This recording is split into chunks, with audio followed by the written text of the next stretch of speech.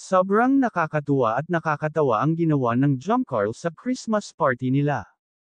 Bago ko ipagpatuloy ang maiksing reaction video na ito, hiling ko lang na patapusin ang panunood nito para malaman ang nilalaman nito, at kung bago ka pa lang sa munting channel na ito, paki-subscribe para lagi kang updated sa video ng mga kalingap. At pakisuportahan natin ang ama ng kalingap na si Val Santos Matubang, Ate Edna Vlog at si Kalingap Rab. Isang mapagpalang araw sa inyong lahat mga kalingap, at shout out nga pala sa patuloy na sumusuporta sa aking YouTube channel, lalong-lalo na sa mga viewers natin na walang sawang nanunood at sumusuporta. Salamat.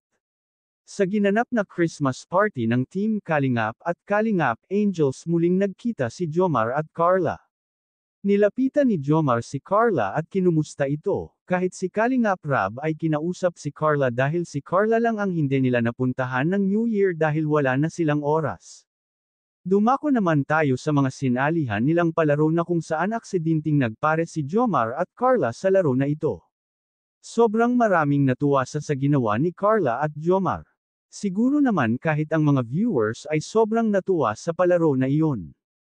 Nakakatuwa lang si Carla tingnan dahil hindi ito maarte sa kanyang ginagawa, talagang nag-enjoy lang siya sa laro na yun.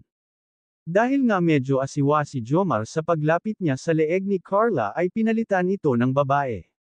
Maraming ang viewers ang kinilig at natuwa sa Jomcarl, kahit daw walang pinalabas na serye Jomcarl ay kuntento na sila na napanood nila ang Jomcarl sa Christmas party.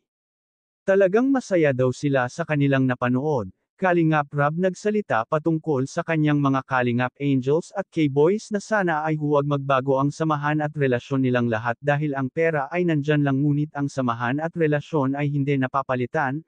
Maraming naantig sa madamdaming sinabi ni Kalingap Rab. Hanggang dito na lang ang update ko mga Kalingap, maraming salamat at